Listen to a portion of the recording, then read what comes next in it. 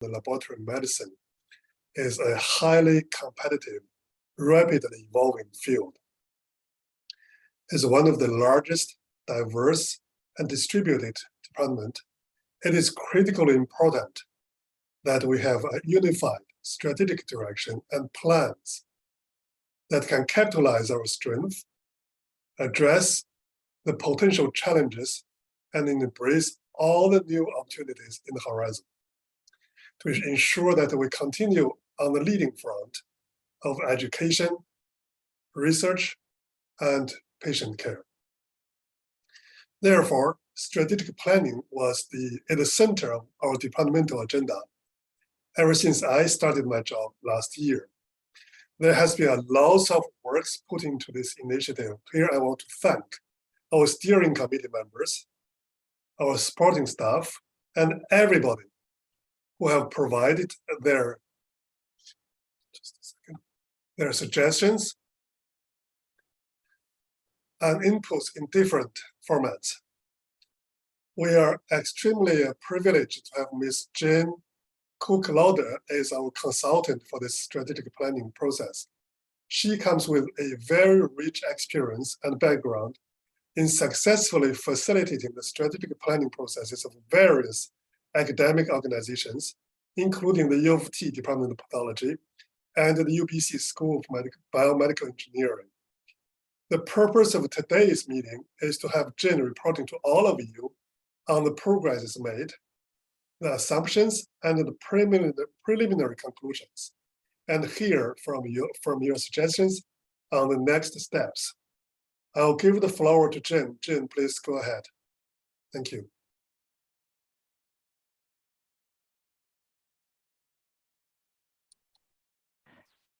Thank you, Dr. Gao, and I'm delighted to be here with you all today. What I am going to cover over the next hour is start with some setting of terms so that we all have a shared appreciation of the language that's been used, do a very brief recap, as Dr. Gao said, of the process, and then talk about where we are in terms of some proposed strategic directions. For those of you on the department mailing list on Tuesday, you would have received an email reminding you about our rounds this afternoon and also giving you some of the copy that reflects these strategic directions. And I'm hoping that you have that close to you because there are an awful lot of words and I don't want to go through all of them and take that much time, because really what we want to do is hear from you. And so we'll have some time this afternoon for discussion, and then a survey will go out, or Helena will be pushing send any moment now, that would enable you to share with us some of your reactions and ideas in writing. So we'll pick up as many comments as we can today, but please remember that there is also that opportunity to provide commentary in writing. So firstly, some language. Michael Porter, who's one of the renowned strategic thinkers, certainly of our lifetime, talks about strategy as being the creation of a unique and valuable position involving a differentiated set of activities. And there are two important words here. The one being valuable. What we do has to make a difference in some way, have an impact. And the other is differentiated set of activities, that phrase. So we don't have a strategic plan that just talks about research, but it's rather more perhaps the way that we do research, but it's also the way that we combine and mix and match different ways of doing things and different activities that creates this both valuable position, but also differentiated position. So that's why the strategy has a number of different elements to it. Another one of our great strategists, Roger Martin, who was Dean at U of T School of Business, created this framework, which is a really simple way of thinking about the questions that guide us as we try to formulate and to coalesce around a strategy. So firstly, what's our value proposition? What is our winning aspiration? Where will we play? So from a geographic standpoint, the types of customers, are we virtual? Are we in person? Those kinds of questions. How we will succeed? What are the capabilities that we need? And then finally, what are the management systems? So how do we fund this? How do we monitor, manage our work to actually achieve the strategy? This is an important conceptual slide for us. That a strategic plan is actually made up of two components. Firstly, the higher overarching longer term strategy, which is around positioning and direction, and really speaks to those first three set of questions around our value proposition, where we play, and the capabilities from the standpoint of those inform our direction. And often this is captured in language you will all have seen in different planning documents: vision, mission, values. Your Faculty of Medicine talks about pillars. We're talking at the moment about strategic directions. Sometimes people use the terminology goals, and that's usually longer term, at least 5 years, looking out into the future. To that, we add this action component, and that's usually much shorter term, 3 to 5 years. So it's something where we have line of sight. And this is the part that we monitor constantly. We change as necessary, we update. What we're talking about today is this part. So when you're looking at the directions and you say, where are the specifics? It's the right question, and we'll have those answers for you by May. But that's not where we are in our process. We're now trying to understand directionally, looking out to the future, what is important to us? How do we differentiate this very large, very successful department? So how have we set about this task?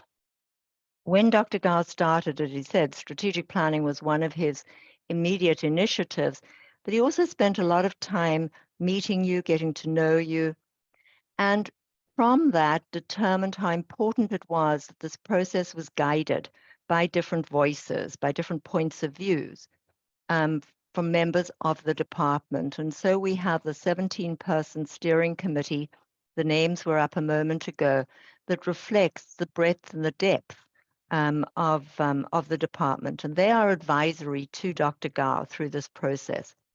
We've already met a couple of times, 4 or 5 more meetings planned and before this process ends. They identified that there were some 15 or so people that were really important for me to talk to. So beyond the data gathered by Dr. Gao, beyond the documentation, beyond what the steering committee members themselves bring to this process, I independently spoke to a number of different people, including the dean, external stakeholders, a couple of people who are thought leaders in this department, and from that have helped coalesce around the direction that you see, the proposed set of directions that we're going to discuss this afternoon. So that's where we are, coming to the end of phase 2. The point of pulling this together is to be able to share it back with you. Those people that Dr. Gao spoke to, all the people that I've spoken to, and now you, the full department, and ask you for how much of this have we got right? What have we missed? What do you want to see included? What needs to be changed about this? So that we can move into phases 3 and 4, which are moving us to that action side of that slide, strategy plus action.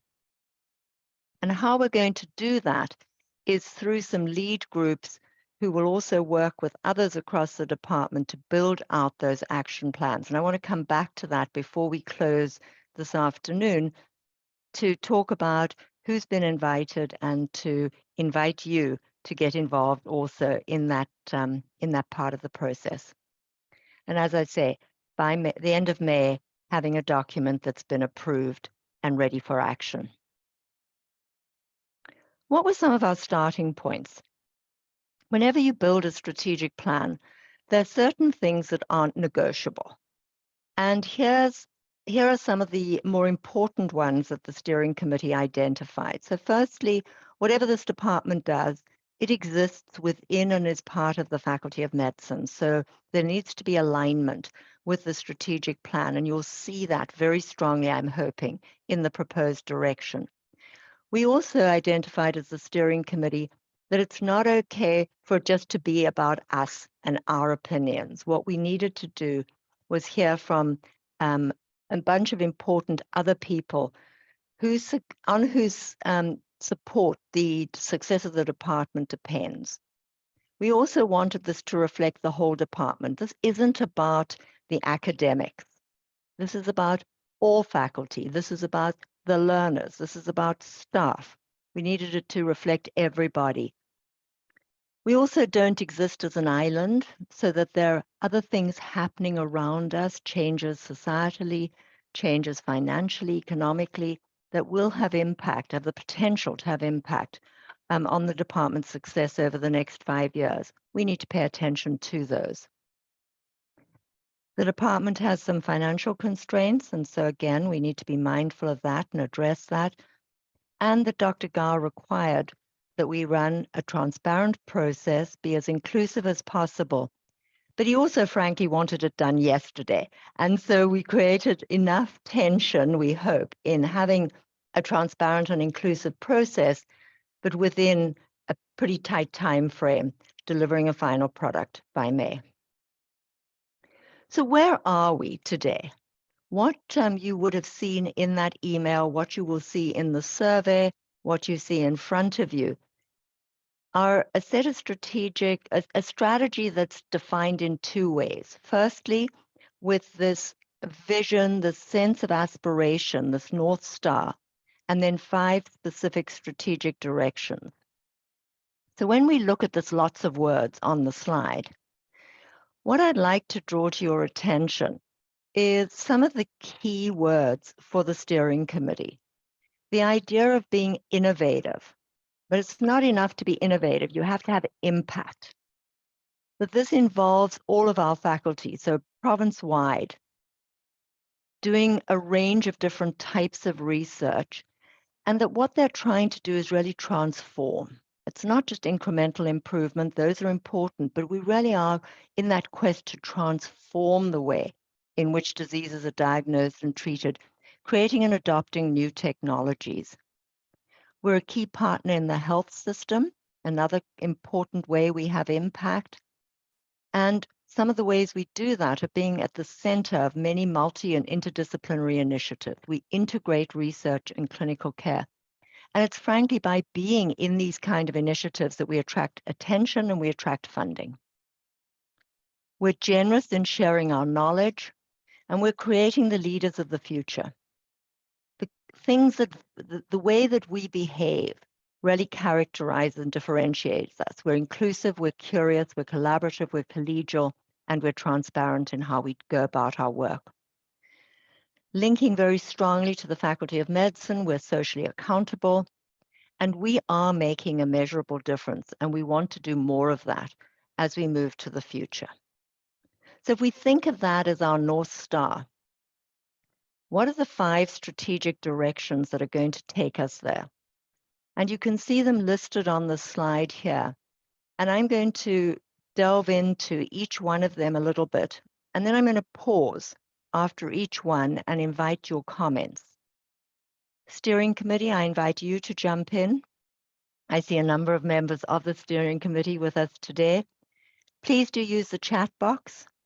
And as I say, Helena is sending out the survey, and that will give you opportunity to, in writing, as you reflect on this a little more, send us your comments.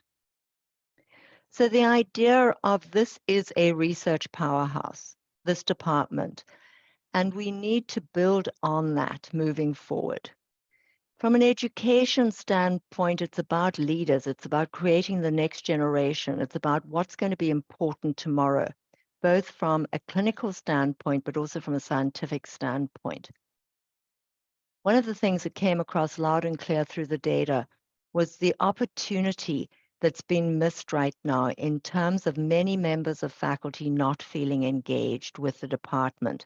And that can be geographically, but it can also be because the sense of equity and inclusiveness, the sense of valuing different diversity is perhaps not as strong as we would like it to be. And that speaks internally, but we also see huge value in strengthening our ties externally with other players in the system, provincially and nationally, and of course starts at home within the faculty and within University of BC. And finally, none of this happens if we don't have some more money. So let's talk about each of these directions a little more deeply. Now, remember, in terms of our process, that what you see here on the slide are 5 priorities that have emerged from all the data we've gathered so far. They are not etched in concrete. They are the proposed priorities that the lead groups will explore over the next 3 months. But what we know so far is what's important from a research standpoint is firstly recruitment. People. We got to get the right people on the bus, and we need, particularly, I was told, clinician scientists. And there are a number of different ways that can help us do that. We also know that we have a lot of applied clinical research that's happening across the province that isn't necessarily either captured, supported by the department, and certainly there's that opportunity to do more collaboration across and among our academics, clinicians, and trainees. Develop research enabling platforms, maybe not so much develop, but the idea that these exist. So how do we create ways to enable more connection around these? Grow the next generation. One of the currencies of the department are people, and particularly learners, great scientist students and great postdocs. So how do we encourage those people into our program? We need to make sure our junior faculty are supported to grow into senior successful faculty. And of course, a strong focus on inclusion. Dr. Gar, I'm opening the floor for any comments on this, on direction 1. Do you see any hands? Is there any chat in the chat box? Any comments?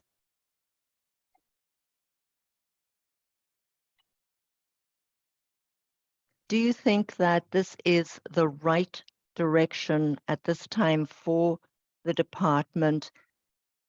Are you supportive of these priorities? Do we seem to have missed something that you would have expected to see in a strategy around research?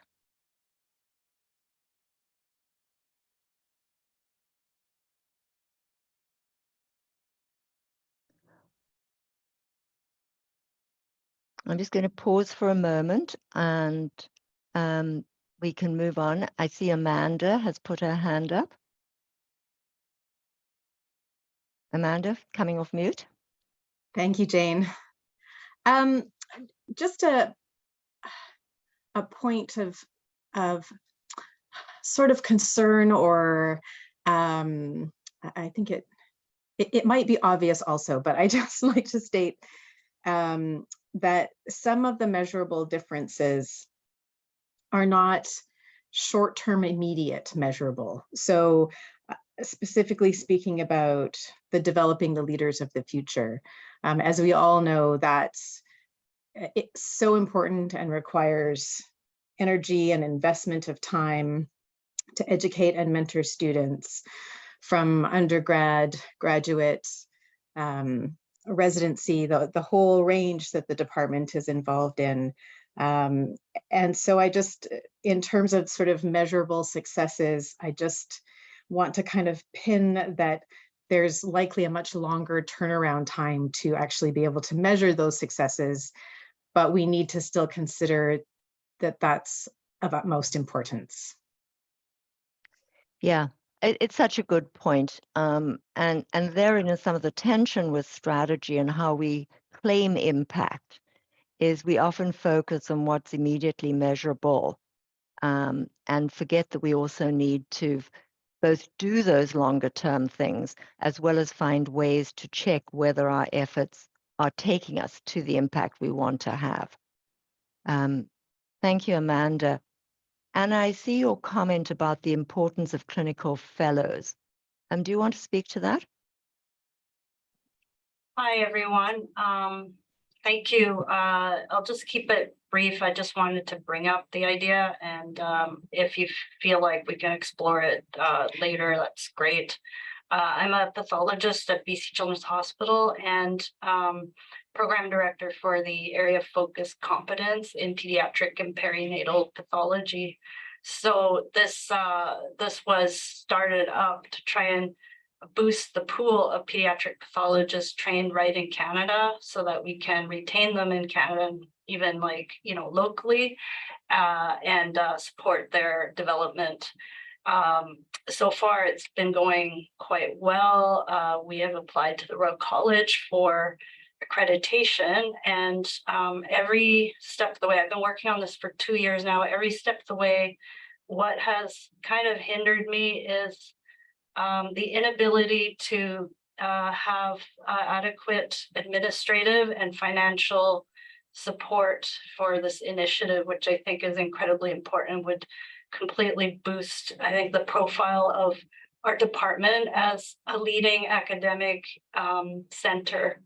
So I just wanted to bring that up as a really important topic to address in future planning of our goals and missions and stuff, and would be glad to continue to explore the topic in conversations down the road.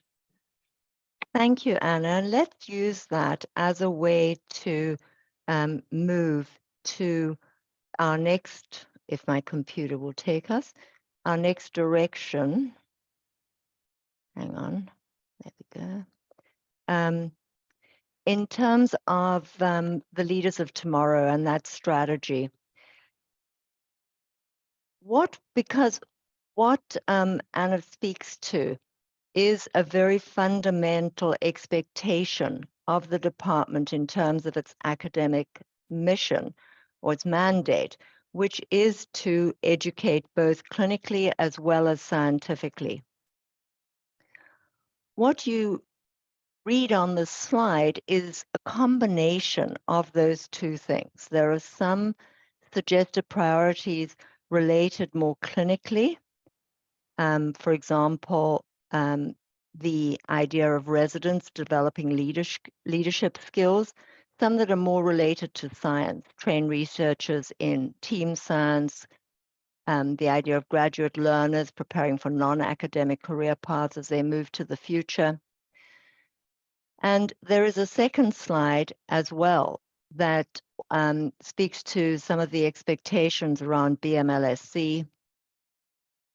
And also on these two slides, you see perhaps some things that are more principles, like number 10 there, focus on community needs. Number 1, foster an academic approach that integrates research and clinical care.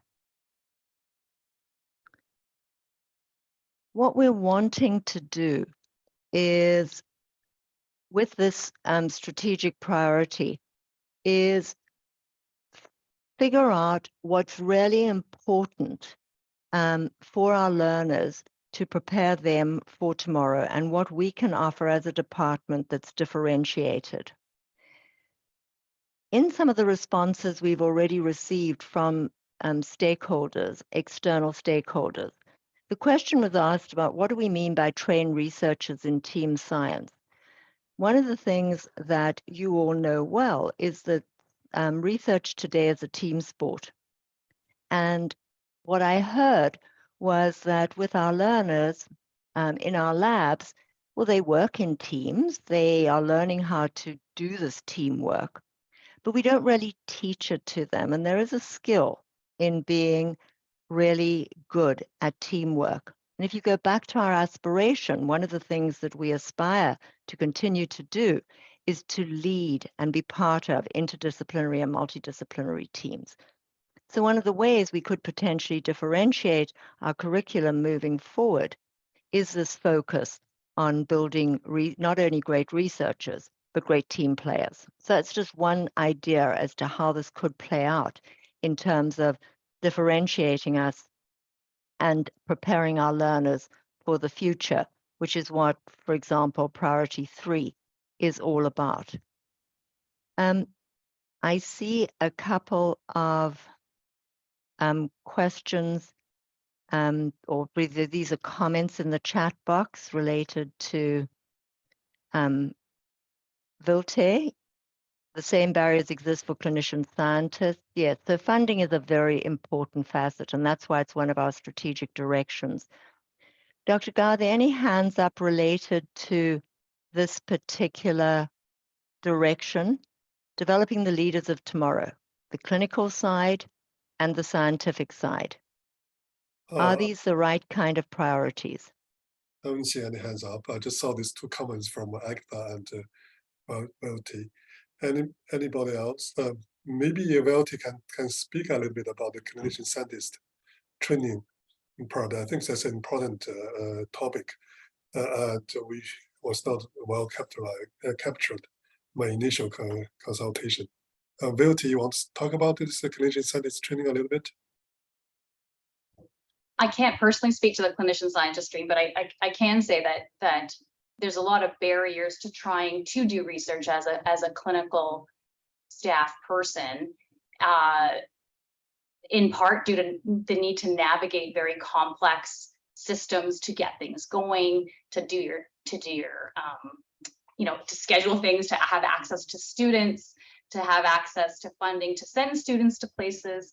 And similarly on the back end, it also is preventing, and because of that, it's also preventing us from being able to help develop leaders of tomorrow, because like if we can't start this up, we're also not supporting trainees to go that path as well. And I mean, somewhat related is just the fact that there's a number of different ways to develop leaders of tomorrow, and these slides seem to include a lot of things related to residents, and I'm not seeing a lot of a mention of the other clinical contributors to our field and to the department, both in the way of other clinical scientist fellowships, as well as how do we get BMLSC knowledge and skills translated into contributing into like pathology and clinical care moving forward, because we know that's a big gap in our healthcare system right now. Thank you. So Dr. Marie DiMarco was the previous president of the Canadian Scientists Association of the province, and I saw her hands up. Marie, you want to go ahead, Marie? Oh, thanks. Yeah, I just thought I would mention I am here in case we wanted to talk about, I guess it's really the subgroup of clinician scientists, which are clinical scientists. So those board certified by Canadian bodies. And I think Vilta really highlighted some of the challenges, but I think also covered in maybe one of the other slides that was shown, maybe the previous slide, about trying to train for non-academic career paths and some of the challenges we've had in trying to actually train our existing trainees, and some of the pushback from UBC I've personally had, and I know others have, when we try and explain what career these people are actually aiming for. And then, as Vilta mentioned, more formally, to develop training programs for these. It's not just a matter of recognizing that not everyone's going into academia. It's a matter of building these programs within our department, and that takes funding and time. And so those are things that I think we need to work on. I think they've been mentioned in the chat many times, so I'll stop there. Thank you. Thank you. Dr. Huntsman was the next with hands up. Dr. Huntsman. Yeah, I think point one is such a big tent statement that it kind of loses its meaning a little bit. So integration of research and clinical care, but it's across the whole spectrum of degrees of activity, from individuals who are mainly focused on research but want to seek clinical meaning, through to practitioners, be they pathologists or clinical chemists or other types of practitioners who are wanting to develop research as well and find solutions for the problems they see day to day. So probably point one needs a bit of, it's so big, it's sort of perhaps based on the comments, it almost kind of lost its meaning because it was such a big statement. That's so insightful, David. It's almost like a principle that has to integrate all of the elements, isn't it? Yeah, I think it just needs to be made sure that it doesn't, because everyone can interpret in ways which they either see themselves as included or excluded by the statement. So we just have to build it out, because I think the very important comments which have come from multiple department members reflect that this is an open door, not a barrier. Yeah, thank you. Thank you. I saw AXA has hands up and lowered the hand. Do you all still say Oh, I Yeah. did, but I think between Mari and others, they covered it. It's just again to flag that for clinical scientists, while we hire more and more in this province, and certainly they're present in other provinces like clinical chemists, clinical microbiologists, not only do we not have concrete funding to go, to be sustainable, but many of these programs do not exist or have never existed in BC. So we don't have a pool of people we train here, for example, for clinical microbiology. So we expect to hire them and have leaders here, but we don't even offer training within the province. So just to echo it, it really is a huge gap. I think a training program of clinical scientists sounds like should be one of the initiatives. We need to discuss this a little bit more and see how to make that happen. Any other comments? Let's move on if we may, and we'll pick up more comments at the end, Dr. Gar, maybe do that. So our third strategic direction relates to creating stronger ties with faculty. Dr. Gar, in his initial reach out across the province, found this to be very, very evident, lots of ideas as to what was needed, but the sense that many clinicians had not felt very welcome. So there are mechanisms. People talked about the pathology day model as being an excellent way to get started, but it's so important. And linked to that is why many of these clinical faculties told us that they weren't particularly engaged, is there didn't seem to be any value created for them by the department. So what is that value proposition? Some of the ways we might encourage more engagement is through sharing some of the technologies. And this is this could be done in so many different ways. Here on the slide, we talk about disease sites. So even within cancer, we have some that are much better funded, say ovarian cancer, than others like stomach or liver cancer. So there may be things that the ovarian scientists are doing and clinicians that could be useful for others also working in oncology to learn from. And of course, our EDI initiatives. What is important here? What have we missed? As you think about the fact that we've got 400 odd faculty across the province, so much talent, how do we create stronger collaboration among them? David? Yeah, so with point two, which is obviously really, really important, I wonder, I'm not sure if this is, I'm expanding on it or suggesting something a little different, but it's really about the value proposition between the academy and the practice of laboratory medicine. And I think when we say pathology, it actually seems to be a little exclusive of the clinical scientists. I'm not sure whether they feel that way, and if they don't, then we're all okay with pathology. But so but it's about the making sure that there are the academy connects with the practice of laboratory medicine in a meaningful way and in a way which can grow in its impact. Nicely said. So it's not just about the people, it's actually it's a bigger thing. It's about the point of contact with the world of medicine. And would it then also start to link into some of those barriers that were identified by previous faculty members, trying to help address those? I think I may not be the right person to speak to that because I don't want to put words in other people's mouths, but I'm hoping that could be the beginning of the solution. Thank you, David. Dr. Guy, I'm not looking at the chat. Is there anything in there that you would like to ask someone to speak to? Christina, Macron,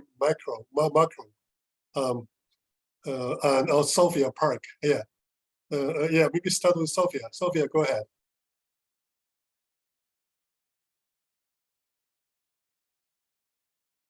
Hello. So actually my point was more to the previous strategy. So I don't know if we want to go back or not. If we don't have time, that's fine. We can stay with the slide and let Krista talk. Yeah.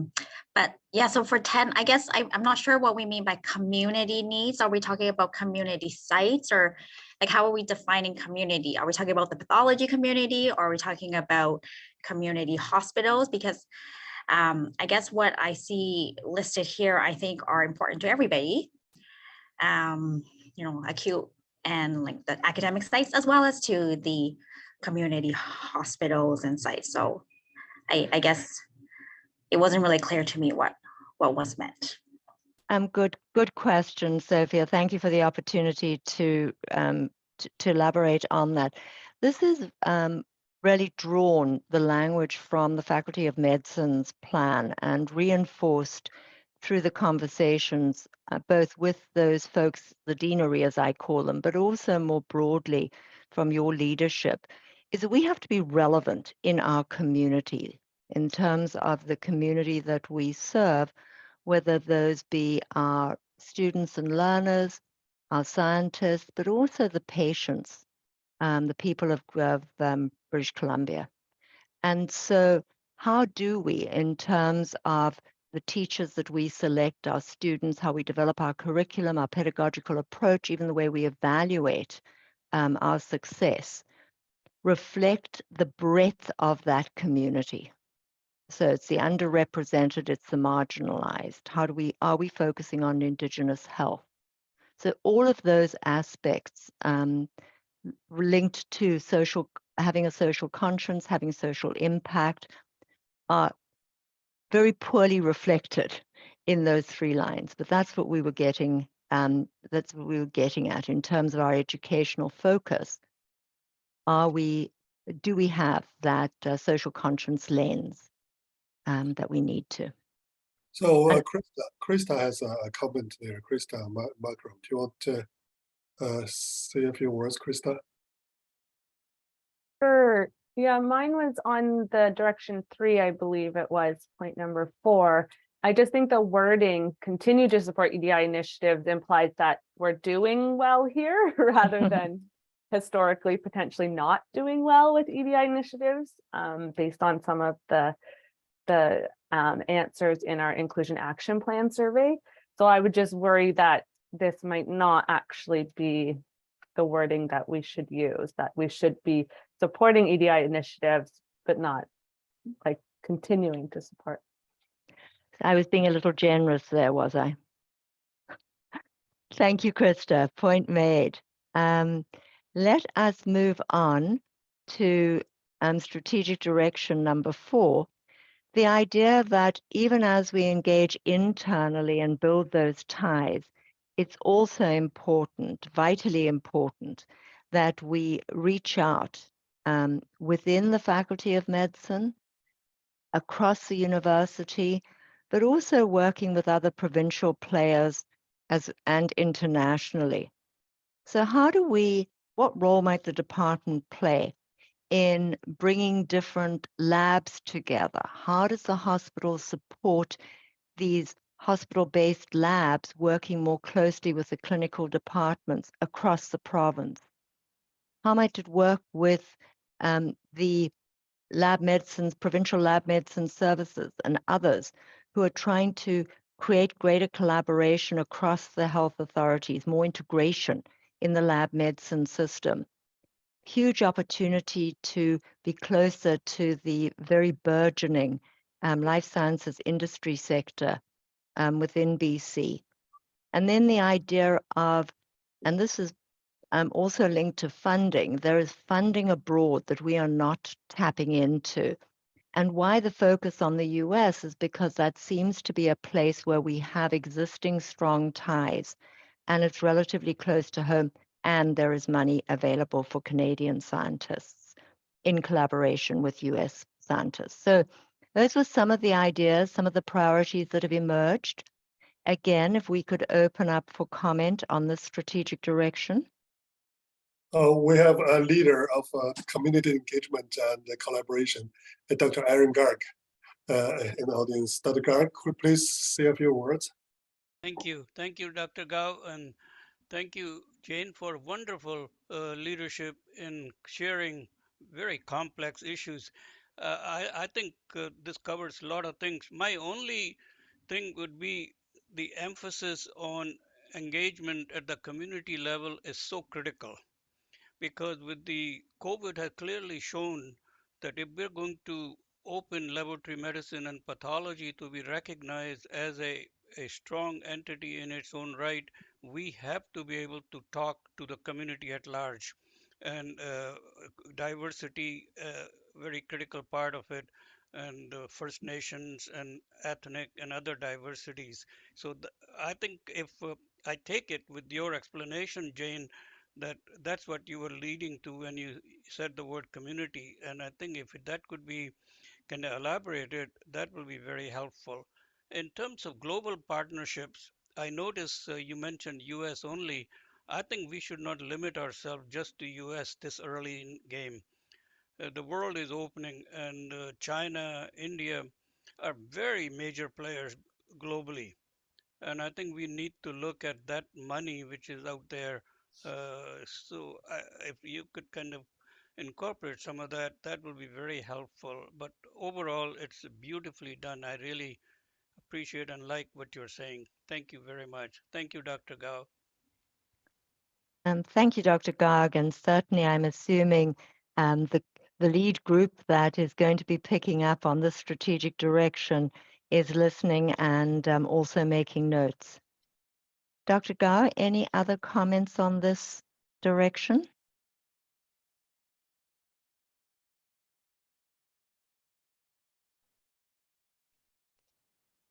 In the interest of time, I'm going to move us to the next one, and feel free to put further comments in the chat box. So our final, oops, I missed one. Our final strategic direction is one that's been alluded to a couple of times already by commentators, by members of faculty, in terms of how important it is to have funding to move forward in different directions. And what you see here are some core ideas that have emerged again through the data.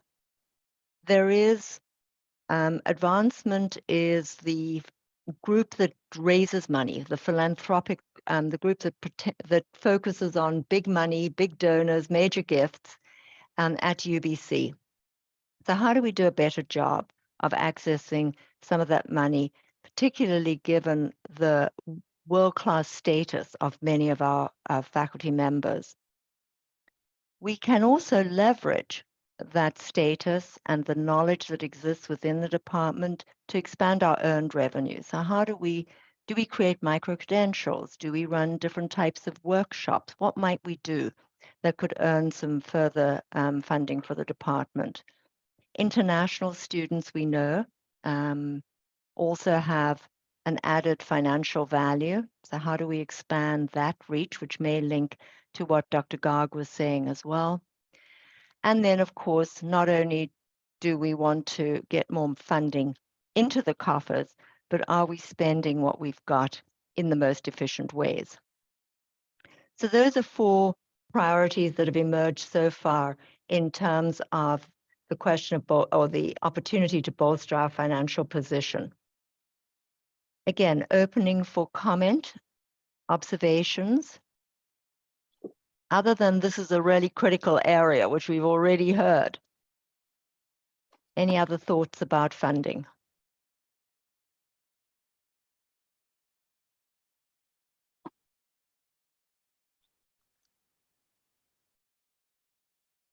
So Dr. Gao, why don't we take a couple of minutes before we move into wrap up to just open it up for comments on the broad strategy and all 5 strategic directions. So just a slide to bring back our North Star aspiration, what we'd like to be known as and known for moving forward, as well as our 5 strategic directions.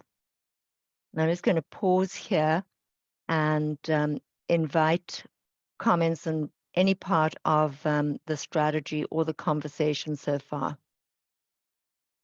Yeah, I saw in the comment box, in the chat box, Amanda has made some comments, and Sophia. Again, maybe we start from there. Amanda, you want to say a few more words? Oh, thank you, Dr. Gao. I was just imagining having yet another series, perhaps once or twice a week, once or twice a year, sorry, where there are potentially faculty, clinical faculty, anyone in the department basically who I can imagine being supported by a student working on part of a project or something like that. Maybe having like 4 or 5 people together doing lightning talks and inviting the students at all levels in the department. So it's almost just like a teaser, and that's a way that maybe student power can be connected, and that would give them experience, would be connected to sort of small projects. I mean, that's sort of a small scale thing, but it's just a thought while we were discussing connections and needs, and it certainly doesn't address big needs, but it might be something worth considering. Very, very, very important. Thank you. Sophia has made a very good points about strategically considering collaborations with BRICS countries, and not just the US. I think that echoes Gerg's point. Anybody has, I do not see any hands up. Go ahead. Any comments, suggestions to all these 5 strategic directions? Please go ahead. Anybody?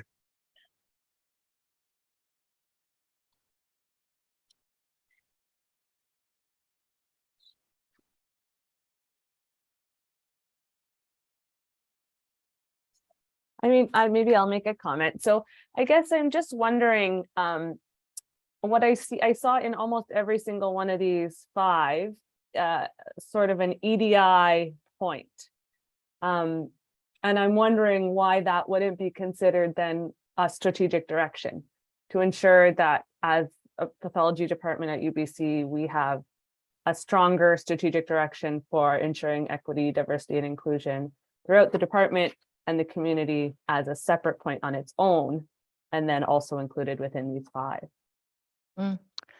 It's a great question, Krista, and let's realize that we are not looking at a final product here, that this seemed to be a way to cluster the evidence that we've gathered so far. Is EDI a cross-cut across everything? Absolutely. In some ways, one could argue finances are also a cross-cut across everything. So, and there are probably other areas. So as we move forward and think about how to write this up in a way that makes it most accessible and from which the actions fall logically, how do we get across what I'm hearing you position as such a seminal way of doing business, a way that we really want, something that we really both need and want to focus on. So know that you're heard, and it'll be very much taken into consideration. The question is how best to do that. Because if we have too many separate initiatives, as you know, then no one remembers them, and they all and nothing gets done. So there's that sense of priority and focus that we're trying to create. But is EDI critical? Does it fit everywhere? Yeah. So how do we show that? There are two more hands up. Dr. Tant, I don't know if pronounced correctly. Dr. Tant, please go ahead. Gopala. Yeah, thank you very much. I want to commend you because I think this forum has greatly made a difference regarding engagement with people that are outside of the big centers who are interested in academics and teaching. So I must commend you for this. This strategic direction is taking it to another level. In the area of developing leaders of tomorrow, I think this kind of initiative can even make some of the young people that want to be actively engaged in academics and research not to be afraid of going outside of the big center if they are well connected, if there's opportunity and people reaching out to them. On international engagement, we should not only be looking at the BRICS or the Western countries, because there's quite a lot of funding for younger people, younger faculties from the developing countries that we can attract. Some of these people can bring funding. Like if you say, okay, you're going to give a fellowship to a young faculty member from a developing country, they get funding from a big agency that can be attractive and enrich some of the faculties. In addition, some of the research opportunity from those junior faculties, based on the research they are doing in their environment, can also enhance our international outlook. Thank you, Tunde. Yeah. Dr. Huntsman has hands up. Yeah, I mean, this is the broadest possible forum where these issues are discussed, and the financial position one is a real challenge. I mean, Palm provides the objective data which underpins most of modern medicine, and yet we don't have the direct patient interface, which would enable us to actually excite the public and turn that into some sort of pool or fundraising for the department. And I don't know how you get people interested in a foundation, whether you show the house and then try to take fractional benefit from that, or whether the foundation itself can be made to resonate more effectively. And I'd just be really interested to get the opinions of those around this meeting, Aaron and others who maybe think about things differently than I do, and just how do they think we can actually do this? And David, if I could suggest that be taken as a very interesting action for that lead group, to pull such a forum together to discuss what that might look like, because you've put your finger on the key issue when it comes to philanthropy, that gap in terms of patient contact, direct contact, makes that grateful patient gift go elsewhere rather than to the foundational pieces related to pathology. So I'm going to take that as an action item and move that, rather than opening it up for discussion now, and move us into some closing comments in our last 5 minutes, because I do want the department members here today to get a sense of where this is going and how they can continue to support us with their ideas and with their involvement. So Helena has sent out the link to you. Please do take the opportunity. We are watching those survey responses come in. Some of you will already have received an invitation as part of an outreach to initial leaders and some external stakeholders. And so you might be getting a double opportunity. There's no need to fill it out twice. But please, we do hope to get a very high response rate. Steering committee will be looking at all that data and this conversation today on November the 23rd. And from that, we'll be updating and refining the strategy, which will then go to to these groups that we're calling lead groups. The week of December the 5th, we're going to have kickoff meetings. So you see here 4 areas in which, connecting back to the strategic directions, in which these lead groups have been set up. So in research, chaired by Cheryl Wellington, in education, chaired by Mike Nemo, and there we're thinking about we possibly need to break into those 2 subs of clinical education and science education to bring some focus to the conversation.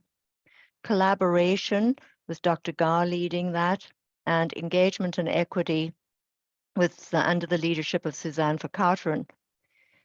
Now, what these lead groups are going to do is, as I say, they're going to take the data, the priorities that we have pulled together so far, and determine what additional information they need.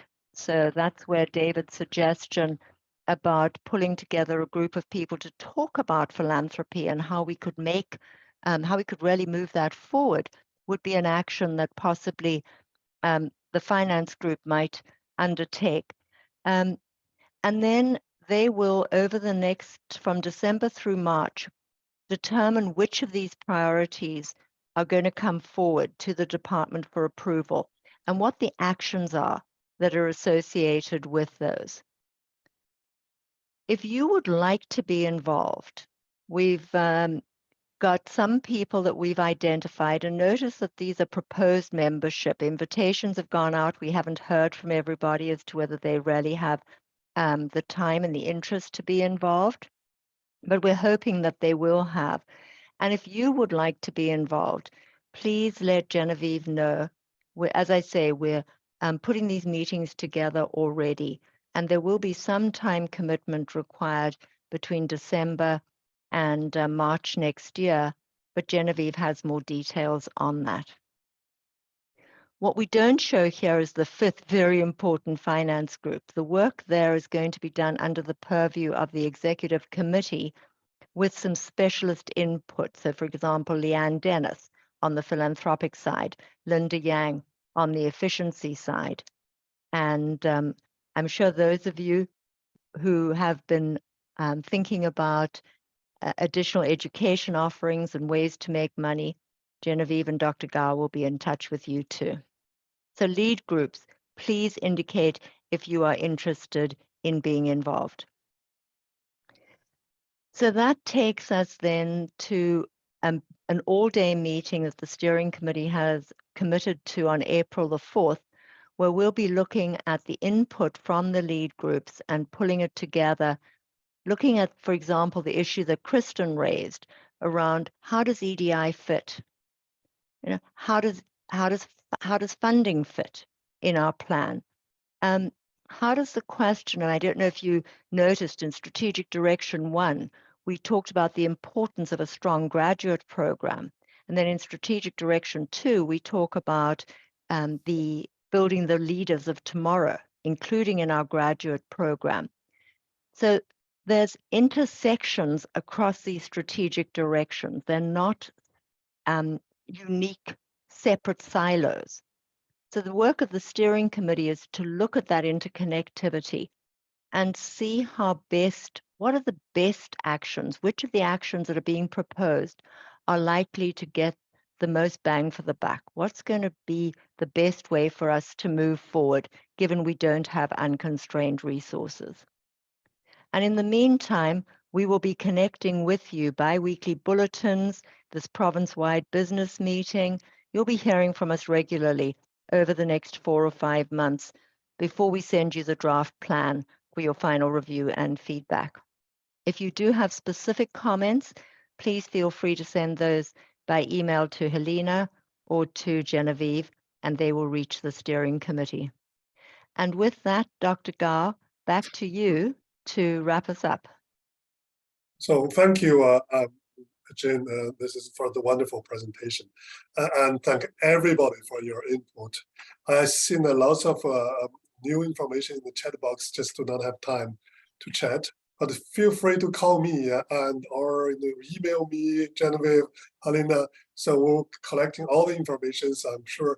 And if you want to volunteer to one of these leading groups or these groups listed there, please put your name forward or include you. Make sure that well, this is a joint effort, a joint vision, and joint strategy. As we're together making the department, taking the department to the next level. I want to thank you all, thank everybody.